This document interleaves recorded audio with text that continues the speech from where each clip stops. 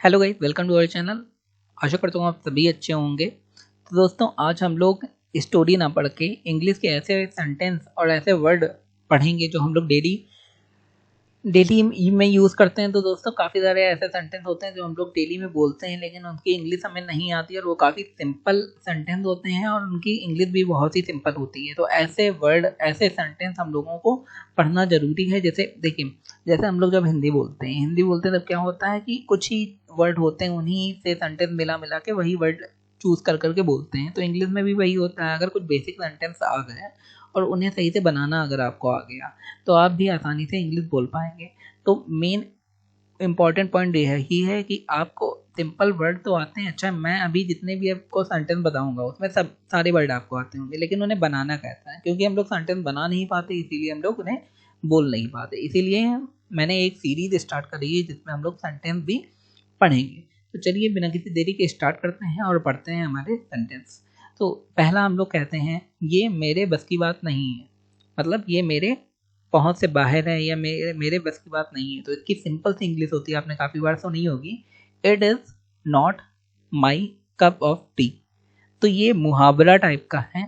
इसे इंग्लिश में ऐसे ही कहेंगे, ये मेरे बस की बात नहीं है, means it is not my cup of T. ये बोलचाल की भाषा में भी यही मुहावरा बोला जाता है। जब अपॉस्ट्रोफी कॉमा लगा के एस लगाते हैं उसका मतलब होता है इज। तो ये आपको समझ में आ गया होगा, it's not my cup of T. आगे सेकंड सेंटेंस क्या है भाई, मुझे हराना तुम्हारी बस की बात नहीं है। It is not your cup of tea to defeat me. अब जहां भी बस की बात आ रही है वहां पे हम लोग कप ऑफ टी लगा रहे हैं। ये मेरे बस की बात नहीं, ये तुम्हारे बस की बात नहीं है। ये तो हम लोग कम ही कहते हैं, ये मेरे बस की बात नहीं। ये ज़्यादा कहते हैं कि ये तुम्हारी बस की बात नहीं है, क्योंकि हम लोगों को खुद के ऊपर तो बहुत भरोसा होता है।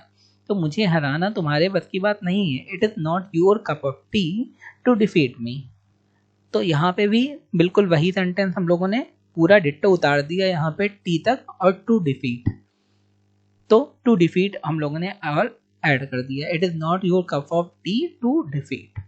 मुझे हराना तुम्हारे बस की बात नहीं है। यहाँ पे टू डिफीट के बाद आप मी भी लगा सकते हैं अगर आप चाहें तो, जिससे आपको और क्लियरिटी आ जाए कि भाई टू डिफीट मी, किसे हराना, मुझे हराना। क्योंकि डिफीट में तो फिर किसी की भी बात आ जाएगी। आगे देखते हैं, एक सेंटेंस दिया है, झूठ बोलना आपके बस की बात नहीं है। फिर आ गया लाइंग। लाइंग माने होता है झूठ बोलना। Lying is not your cup of T.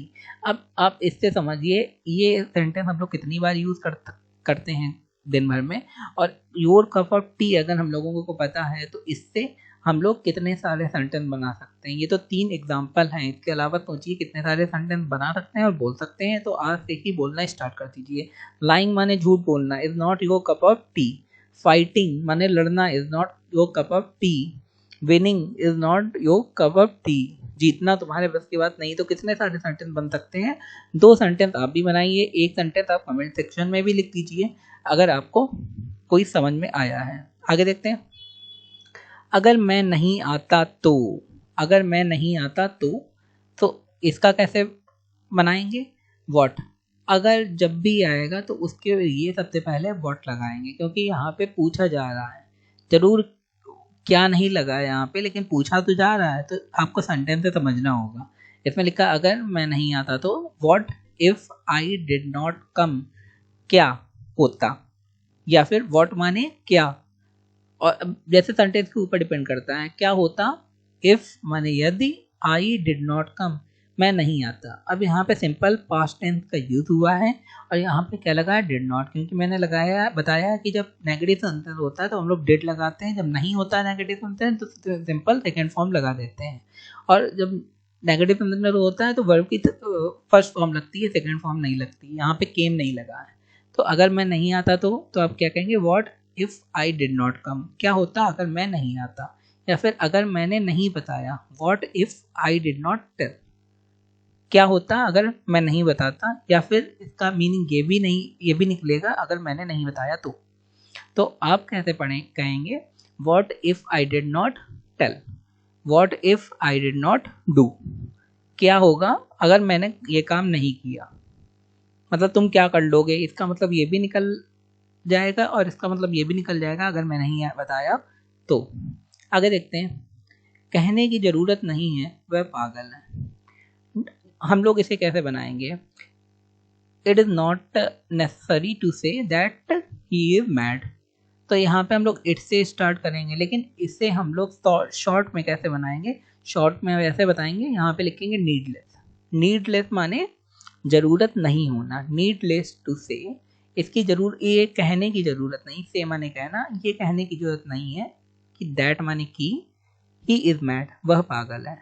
Needless हम लोग लगाएंगे, सिंपल सा छोटा सा वर्ड है तो हम लोगों को पूरा नहीं लिखना या बताना पड़ेगा कि that it is not necessary to say that he is mad, ये पूरा नहीं लगाना पड़ेगा सेंटेंस में। अगर हम लोग नीडलेस लगा देंगे, नीडलेस पूरी रिक्वायरमेंट को पूरा कर देगा। Needless to say that he is mad, कि वो पागल है। आगे पूछने की ज़रूरत नहीं है, वो पहले से जानता है। नीडलेस टू आस्क, पूछने की ज़रूरत नहीं है। जब भी की ज़रूरत नहीं है आएगा, हम लोग वहाँ पे नीडलेस लगा देंगे। Needless to ask, needless to say, needless to ask, he already knows, क्योंकि वो जानता है। पूछने की ज़रूरत नहीं है क्योंकि वो जानता है। Needless to ask, he already knows. Simple सा है, ये आप हम घर पे यूज़ करते हैं। आगे देखते हैं सेंटेंस, तुम मुझे मेरे बेटे की याद दिलाते हो। You remind me of my son. काफ़ी बार हम लोग बोल देते हैं ना, कोई बोल देता है या आपसे किसी ने बोल दिया हो कि तुम मुझे मेरे बेटे या बेटी की याद दिलाते हो। You remind me of my son या you remind me of my daughter. तुम मुझे मेरे बेटे या बेटी की याद दिलाते हो। यू माने तुम, रिमाइंड माने याद दिलाना, मी माने मुझे, ऑफ माने क, माई सन माने मेरे सन। तुम मुझे मेरे बेटे की याद दिलाते हो। सिंपल सी बात है। You remind me of my old house, आप ऐसे भी कर सकते हैं। अपने आप भी सेंटेंस बनाने की कोशिश करिए, आपको आएगा। आगे, तुम मुझे मेरे घर की याद दिलाते हो। देखो वही आ गया, you remind me of my house. या आप कह सकते हैं you remind me of my old house, you remind me of my old days, ये भी कह सकते हैं पुराने दिनों की याद दिलवाना। ठीक है, ऐसे आप सेंटेंस बना सकते हैं। आगे देखते हैं, योर फेस, तुम्हारा चेहरा, रिमाइंड मी, मुझे याद दिलाता है, ऑफ समवन। ऐसा हम लोग कह सकते हैं ना, तुम्हें देख के किसी की याद आ रही है मुझे, या तुम्हारा चेहरा किसी से मिल रहा है, तो उसे इंग्लिश में कैसे कहेंगे? Your face remind me of someone. तुम्हारा चेहरा मुझे किसी की याद दिला रहा है। Your face remind me of something, ये भी कह सकते हैं। या फिर your face remind me of some one, ये भी कह सकते हैं। आगे, तुम्हारा भाई मुझे किसी की याद दिलाता है। योर ब्रदर्स, तुम्हारा भाई, यहाँ पे ब्रदर्स नहीं सिर्फ ब्रदर होगा क्योंकि सिंपल एक भाई है। Your brother remind me of someone, तुम्हारा भाई मुझे किसी की याद दिलाता है। Means your brother remind me someone of someone, किसी की याद दिलवाना है ना, काकी के लिए ऑफ लगाते हैं। दोस्तों ये थे आज के हमारे डेली यूज़ वाले वर्ड। आई होप आपको समझ में आए होंगे, अच्छे लगे होंगे। आज से ही आप इन वर्ड्स का यूज़ करना घर पे चालू कर दीजिए। जैसा कि मैंने कहा था, इसमें सारे वर्ड ऐसे होंगे जो आपको आते होंगे, सिंपल से वर्ड हैं, लेकिन हम लोगों को बनाना नहीं आता, सेंटेंस बनाना नहीं आता। तो ये बहुत ही ज़रूरी है, ये नेसेसरी है कि आप उन वर्ड से सेंटेंस बनाएं, जिससे आपको और जल्दी जल्दी इंग्लिश समझ में आए। दोस्तों धन्यवाद हमारा पूरा वीडियो देखने के लिए। आप हमें सपोर्ट करना चाहते हैं तो हमारे चैनल को लाइक करना ना भूलें। धन्यवाद।